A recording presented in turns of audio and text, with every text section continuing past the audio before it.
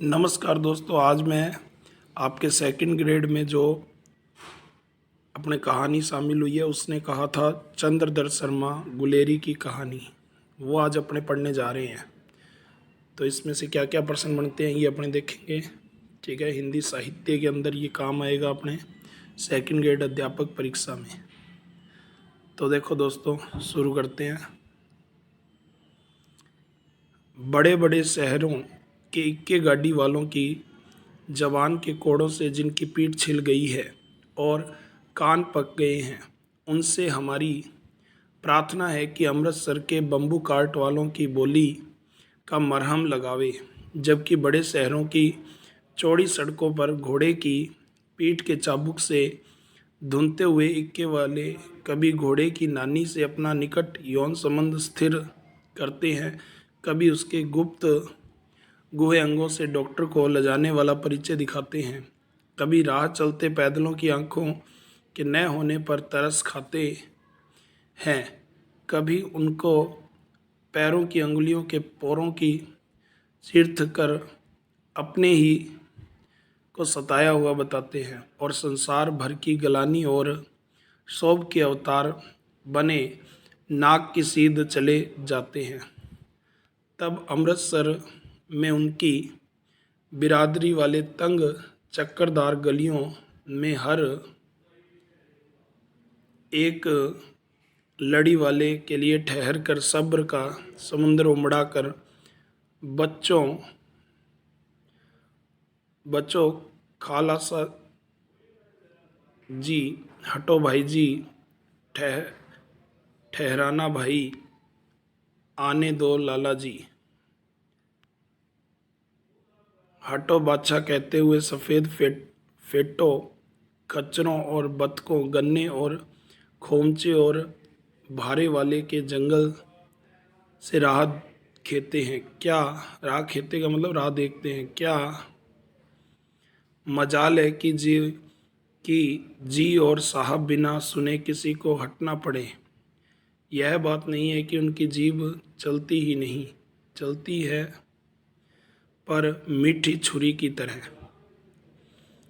महीन मार करती हुई। यदि कोई बुढ़िया बार बार चिटौनी देने पर भी लीक से नहीं हटती, उनकी वचनावली के ये नमूने हैं। हट जा जीने जोगिए, हट जा कर्मा वाड़िए, हट जा पूता प्यारिए, बच जा लंबी वाड़िए। समिष्ट में इसके अर्थ है कि तूने जीने योग्य है, तू भाग्यशाली है, पुत्रों को प्यारी है, लंबी उम्र तेरे सामने है, तू क्यों मेरे पहिए के नीचे आना चाहती है, बच जा। ऐसे बम्बू कार्ट वाले के बीच में होकर एक लड़का और एक लड़की चौक की दुकान पर आ मिले। उसके बालों और इसके ढीले सूथरे से जान पड़ता था कि दोनों सिख हैं। वह अपने मामा के केस धोने के लिए दही लेने आया था और यह रसोई के लिए बढ़िया। दुकानदार एक परदेसी से गूँथ रहा था जो शेर भर गिले पापड़ों की गट्टी गिने बिना हटता न था। अब देखो कि किस तरह से ये एक दूसरे से बात शुरू होती है, क्या पूछते हैं ये वो कहानी में दिखाया गया है दोस्तों। तेरा घर कहाँ है? मगरे में। और तेरा? मांझे में। यहाँ कहाँ रहती है? अतर सिंह की बैठक में, वह मेरे मामा होते हैं। मैं भी मामा के यहाँ आया हूँ, उनका घर गुरु बाजार में है। इतने में दुकानदार निपटा और इनका सौदा देने लगा। सौदा लेकर दोनों साथ साथ चले। कुछ दूर जाकर लड़के ने मुस्कुरा कर पूछा, तेरी कुड़माई हो गई? इस पर लड़की कुछ आंखें चढ़ाकर धत कहकर दौड़ गई और लड़का मुँह देखता रह गया। दूसरे तीसरे दिन सब्जी वाले के यहाँ या दूध वाले के यहाँ अकस्मात दोनों मिल जाते हैं। महीना भर यही हाल रहा। 2-3 बार लड़के ने फिर पूछा, तेरी कुड़माई हो गई? और उत्तर में वही धत मिला। एक दिन जब फिर लड़के ने वैसे ही हंसी में चिढ़ाने के लिए पूछा, लड़की लड़के की संभावना के विरुद्ध बोली, हाँ हो गई। कब? कल। देखते नहीं है रेशम से कड़ा हुआ सालू। लड़की भाग गई। लड़के ने घर की सीध ली। रास्ते में एक लड़के को मोरी में ढकेल दिया। एक छाबड़ी वाले की दिन भर की कमाई खोई। एक कुत्ते को पत्थर मारा। गोभी वाले ठेले में दूध उड़ेल दिया। सामने नहाकर आती हुई वैष्णव से टकराकर अंधे की उपाधि पाई। तब कहीं घर पहुंचा। इस तरह से इसको गुस्सा आया और ये किया इसने। होश में आओ, क़यामत आई है या लपटन साहब की वर्दी पहनकर आई है। क्या लपटन साहब या तो मारे गए हैं या कैद हो गई है। उनकी वर्दी पहनकर कोई जर्मन आया है। सूबेदार ने इसके मुंह नहीं देखा, मैंने देखा है और बातें की है। सहसा उर्दू बोलता है पर किताबी उर्दू, और मुझे पीने की सिगरेट दिया है। तो अब मारे गए धोखा है। सूबेदार किचन में काटते फिरंगे आए और खाई पर धावा होगा। उधर उन पर खुले में धावा होगा। उठो, एक काम करो, पलटन में मेरे निशान देखते देखते दौड़ जाओ।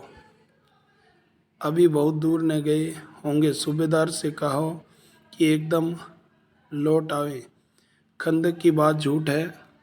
चले जाओ, खंदक के पीछे से ही निकल जाओ, पता न उधेड़ेंगे। देर मत करो। हुक्म तो यह है कि यहीं ऐसी तैसी हुक्म की। मेरा हुक्म है जमादार लहना सिंह, जो इस वक्त यहाँ सबसे बड़ा अफसर है, उसका हुक्म है। मैं लपटन साहब की खबर लेता हूँ।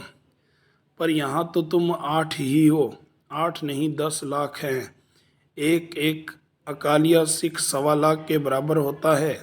चले जाओ। लौटकर खाई के मुहाने पर लहना सिंह दीवार से चिपक गया। उसने देखा कि लपटन साहब ने जेब से बैल के बराबर 3 गोले निकाले। तीनों को जगह जगह खंदक की दीवारों में घुसेई दिया। तीनों में एक तार सा बांध दिया। तार के आगे सूत की गुत्थी थी, जिसे सिगड़ी के पास रखा। बाहर की तरफ जाकर एक दिया सलाई जलाकर गुत्थी रखने बिजली की तरह दोनों हाथों से उल्टी बंदूक को उठाकर लहना सिंह ने साहब की कोहनी पर तानकर दे मारा। धमाके के साथ साहब के साथ हाथ से दिया सलाई गिर पड़ी। लहना सिंह ने एक कुंदा साहब की गर्दन पर मारा और साहब आंख मौन गाट कहते हुए चित हो गए। लहना सिंह ने तीनों गोले बीनकर खंदक के बाहर फेंके और साहब को घसीटकर सिगड़ी के पास लिटाया। जेबों की तलाशी ली। 3-4 लिफाफे और एक डायरी निकल कर उन्हें अपनी जेब के हवाले किया। साहब की मूर्छा हटी। लहना सिंह हंसकर बोला, क्यों लपटन साहब, मिजाज कैसा है? आज बहुत बातें सीखी। यह सीख के कि सिख सिगरेट पोते हैं।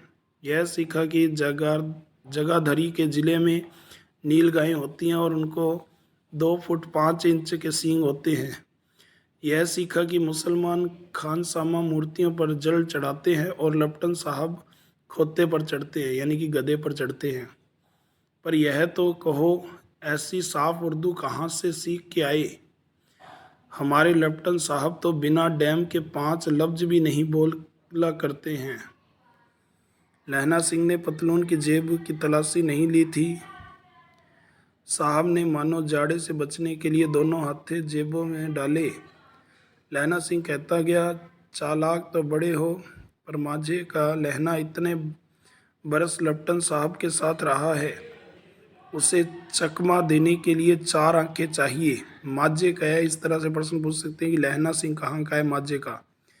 3 महीने हुए तुर्की मौलवी मेरे गांव में आया था।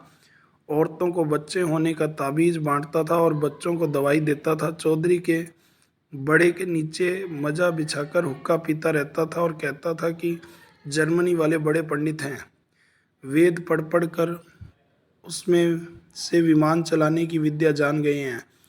गो को नहीं मारते, हिंदुस्तान में आ जाएंगे तो गो हत्या बंद कर देंगे। मंडी के बनिए को बहकाता था कि डाक खाने से रुपए निकाल लो, सरकार का राज्य जाने वाला है। डाकू बाबू पहलू राम भी डर गया था। मैंने मुल्ला की दाढ़ी मूंड दी थी और गांव से बाहर निकालकर कहा था कि जो मेरे गांव से अब पैर रखता तो साहब की जेब में से पिस्तौल चला और लहना की जांग में गोली लगी। इधर लहना की हेनरी मार्टिन के 2 फायरों ने साहब की कपाल क्रिया कर दी। धड़ाका सुनकर सब दौड़ आए। बोधा चिल्लाया, क्या है? लहना सिंह, मैं उसे तो यह कहकर सुला दिया कि एक अड़का कुत्ता आया था, मार दिया और औरों से सब हाल कह दिया। बंदूक लेकर सब तैयार हो गए। लहना ने साफा फाड़कर घाव के दोनों तरफ पट्टियां कसकर बांधी। घाव मांस में ही था। पट्टियों के कसने से लहू बंद हो गया। इतने में 70 जर्मन चिल्लाकर खाई में घुस पड़े। सिखों की बंदूकों की बाढ़ ने पहले धावे को रोका, दूसरे को रोका, पर यहाँ थे 8। लहना सिंह तक तक कर मार रहा था। वह खड़ा था और लेटे हुए थे और वे 70 अपने मुर्दा भाइयों के शरीर पर चढ़ाकर जर्मन आगे घुसे आते थे। थोड़े मिनटों में वे अचानक आवाज़ आई, वाह गुरु जी की फतेह, वाहिगुरु जी की फतेह, खालसा वाहिगुरु जी की फतेह, वाहिगुरु जी का खालसा। और धड़ाधड़ बंदूकों के फायर जर्मनी की पीठ पर पड़ने लगे। ऐन मौके पर जर्मन 2 चक्कों के पाटों के बीच में आ गए। पीछे से सूबेदार हजारा सिंह के जवान आ गए, आग बरसाते थे और सामने से लहना सिंह के साथियों के संगीन चल रहे थे। पास आने पर पीछे वालों ने भी संगीन पिरोना शुरू कर दिया। एक किलकारी और अकाल सिखों दी फौज आई। वाहिगुरु जी दी फतेह, वाहिगुरु जी दा खालसा, सत श्री अकाल पुरुष। और लड़ाई खत्म हो गई। 63 जर्मन या तो खेत रहे, मतलब उनकी मृत्यु हो गई, या करा रहे थे। सिखों में 15 के प्राण गए। सूबेदार के दाहिने कंधे में से गोली आर पार निकल गई। लहना सिंह की पसली में एक गोली लगी। उसने घाव को खंदक की गोली गीली मिट्टी से पूर लिया, यानी कि भर लिया, और बाकी का साफ कसकर कमरबंद की तरह लपेट लिया। किसी को खबर नहीं हुई कि लहना का दूसरा घाव भारी घाव लगा है। लड़ाई के समय चांद निकल आया था, ऐसा चांद जिसके प्रकाश से संस्कृत कवियों का दिया हुआ शही नाम सार्थक होता है। और हवा ऐसी चल रही थी जैसे बाण भट्ट की भाषा में दंत वीणों प्रदेशाचार्य कहलाती है। वजीर सिंह कह रहा था कि मैंने कि कैसे मन भर फ्रांस की भूमि मेरे बूटों से चिपक रही थी। जब मैं दौड़ा दौड़ा सूबेदार के पीछे गया था, सूबेदार लहना सिंह से सारा हाल सुन और कागजात पाकर उसी तुरंत बुद्धि को सहारा रहे थे और कह रहे थे कि तू न होता तो आज सब मारे जाते। इस लड़ाई की आवाज़ 3 मील दाहिनी ओर की खाई वाले ने सुन ली थी। उन्होंने पीछे टेलीफोन कर दिया था। वहाँ से झटपट 2 डॉक्टर और 2 बीमार ढोने की गाड़ियाँ चली, जो कई 1.5 घंटे के अंदर अंदर आ पहुँची। फील्ड अस्पताल नज़दीक था, सुबह होते होते वहाँ पहुँच जाएंगे। इसीलिए मामूली पट्टी बांधकर एक गाड़ी में घायल लिटाए गए और दूसरी में लाशें रखी गई। सूबेदार ने लहना सिंह की जांग में पट्टी बंधवानी चाहिए। बोधा सिंह ज्वर से बर्रा रहा था, ज्वर मतलब बुखार से, पर उसने यह कहकर टाल दिया कि थोड़ा घाव है, सवेरे देखा जाएगा। वह गाड़ी में लिटाया गया। लहना को छोड़कर सूबेदार जाते नहीं थे। यह देख लहना ने कहा, तुम्हें बोधा की कसम है और सूबेदार जी की सौगंध है तो इस गाड़ी में न चले जाओ, और तुम मेरे लिए वहाँ पहुँचकर गाड़ी भेज देना। और जर्मन मुर्दों के लिए भी तो गाड़ियाँ आती होंगी। मेरा हाल बुरा नहीं है, देखते नहीं मैं खड़ा हूँ। वजीरा सिंह मेरे पास है ही। अच्छा, पर बोधा गाड़ी पर लेट गया। भला आप भी चढ़ जाओ। सुनिए तो सूबेदार जी, होरा को चिट्ठी लिखो तो मेरा मत्था टनका टेकना लिख देना, और जब घर जाओ तो कह देना कि मुझसे उन्होंने कहा था कि वह मैंने कर दिया, इसीलिए इसका नाम है उसने कहा था।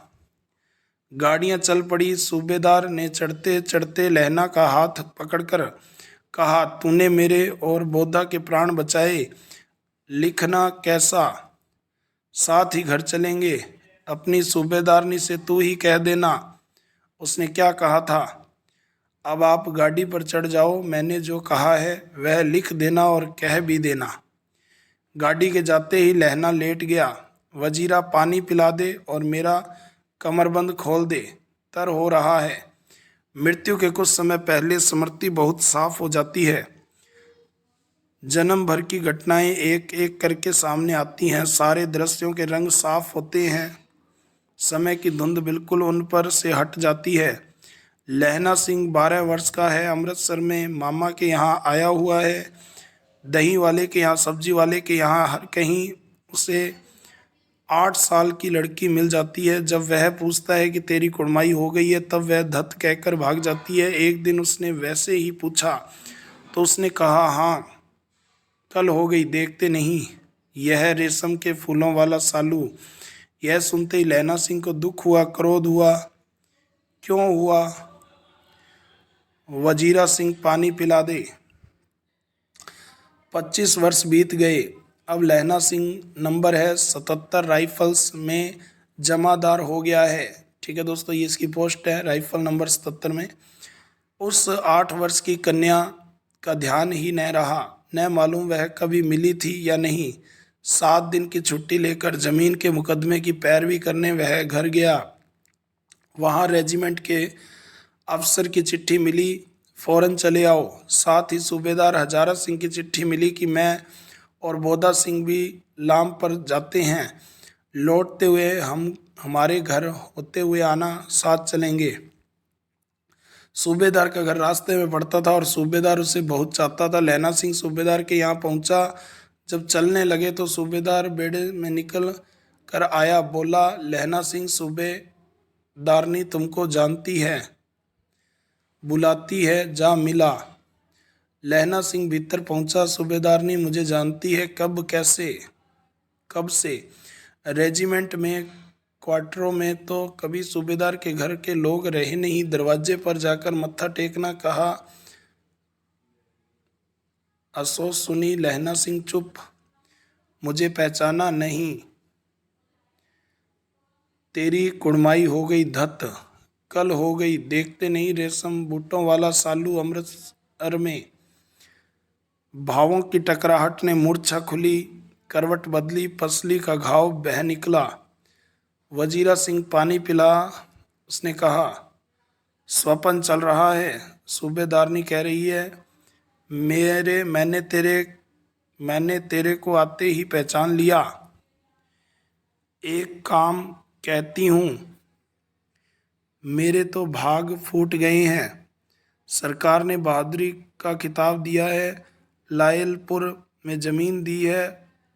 आज नमक हलाली का मौका आया है, पर सरकार ने तो हम तिमियों की एक गगरिया पलटन क्यों न बना दी, जो मैं भी सूबेदार जी के साथ चली जाती। एक बेटा है, फौज में भर्ती हुए उसे 1 ही वर्ष हुआ है। उसके पीछे 4 और हुए, पर एक भी नहीं जिया। सूबेदारनी रोने लगी। अब दोनों जाते हैं मेरे भाग। तुम्हें याद है कि एक दिन टांगे वाले को घोड़ा दही वाले की दुकान के पास बिगड़ गया था। तुमने उस दिन मेरे प्राण बचाए थे। आप घोड़ों की लातों पर चले गए थे और मुझे उठाकर दुकान के तख्त के पास खड़ा कर दिया था। ऐसे ही इन दोनों को बचाना, यह मेरी भिक्षा है। तुम्हारे आगे मैं आंचल पसारती हूँ। रोती रोती सूबेदारनी ओबरी में चली गई। लहना सिंह भी आंसू पोंछता हुआ बाहर आया। वजीरा सिंह, पानी पिला, उसने कहा था। तो उसने कहा था, इसीलिए नाम पड़ गया दोस्तों। ये आप समझ गए होंगे किसने कहा है, सूबेदारनी ने कहा है। लहना का सिर अपनी गोद में रखे वजीरा सिंह बैठा है, जब मांगता है तब पानी पिला देता है। आधे घंटे तक लहना फिर चुप रहा, फिर बोला, कौन? कीरत सिंह। वजीरा ने कुछ समझकर कहा, हाँ भैया, मुझे और ऊंचा कर ले, अपने पट पर मेरा सिर रख ले। वजीरा ने वैसा ही किया। हाँ ठीक है, पानी पिला दे बस। अब के हाड़ में यह आम खूब फलेगा, चाचा भतीजा दोनों यहीं बैठकर आम खाना। जितना बड़ा तेरा भतीजा है उतना ही बड़ा आम। जिस महीने उसका जन्म हुआ था उसी महीने मैंने इसे लगाया था। वजीरा सिंह के आंसू टप टप टपक रहे थे।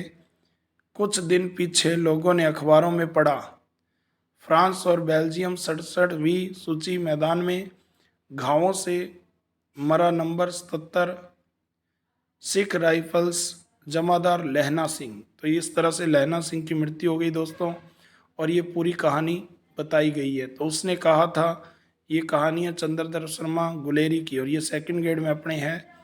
ठीक है दोस्तों, तो आज के लिए इतना ही। अगली बार मिलेंगे नई कहानी के साथ, तब तक नमस्कार दोस्तों।